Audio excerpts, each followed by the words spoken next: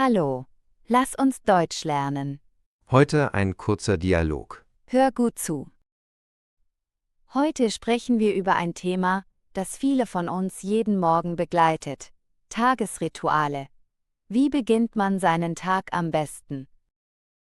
Ein großes Glas Wasser könnte der Schlüssel sein. Absolut. Ich habe mal gelesen, dass unser Körper über Nacht Flüssigkeit verliert und wir deshalb morgens gut hydriert in den Tag starten sollten. Genau, der Körper verliert durch Atmung und Schwitzen Wasser. Und wenn man darüber nachdenkt, ist es logisch, dass wir diese Reserven am Morgen auffüllen müssen. Viele schwören ja auf das Glas Wasser direkt nach dem Aufstehen. Was hältst du davon? Ich finde das großartig. Es gibt mir das Gefühl, frisch und belebt in den Tag zu starten. Außerdem ist es einfach umzusetzen. Es gibt auch Studien, die sagen, dass ein Glas Wasser auf nüchternen Magen den Stoffwechsel ankurbeln kann. Hast du das schon mal ausprobiert? Ja, tatsächlich. Ich habe den Eindruck, dass ich mich danach wacher fühle und mein Kreislauf besser in Schwung kommt. Und was ist mit den Leuten, die sagen, dass warmes Wasser besser ist als kaltes? Was denkst du darüber?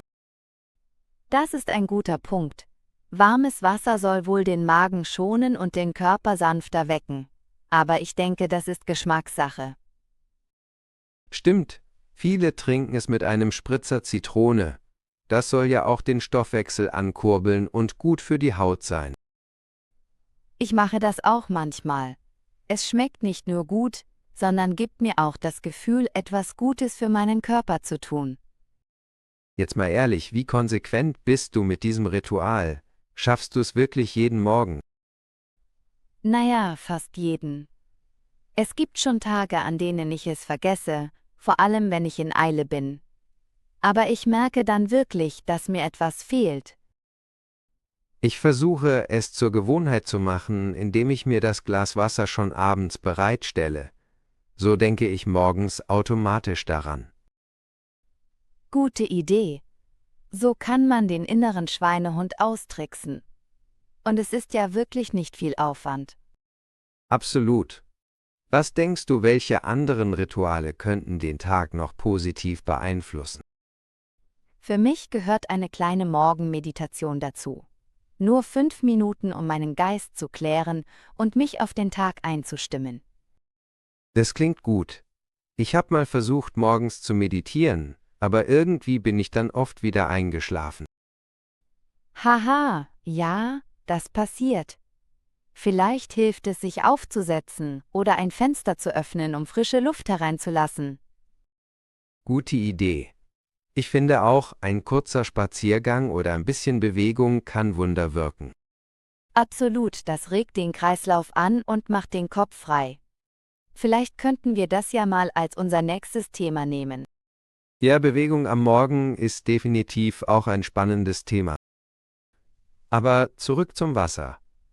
Hast du Tipps, wie man das Ritual abwechslungsreich gestalten kann? Klar, wie schon erwähnt, Zitrone im Wasser oder ein paar Minzblätter. Oder man versucht es mal mit einem Früchtetee, der ist auch hydrierend und bringt Abwechslung. Gute Ideen. Ich denke, es ist wichtig, dass man etwas findet, das einem gut tut und Spaß macht, damit man es langfristig durchhält. Genau. Und ich denke, der Schlüssel ist es einfach zu halten und sich nicht zu sehr unter Druck zu setzen. Jeder kleine Schritt zählt. Damit sind wir schon am Ende unseres heutigen Gesprächs. Wir hoffen, ihr konntet ein paar Anregungen mitnehmen. Und jetzt sind wir neugierig. Was sind eure liebsten Morgenrituale? Schreibt es uns gerne in die Kommentare oder auf unsere Social-Media-Kanäle. Bis zum nächsten Mal.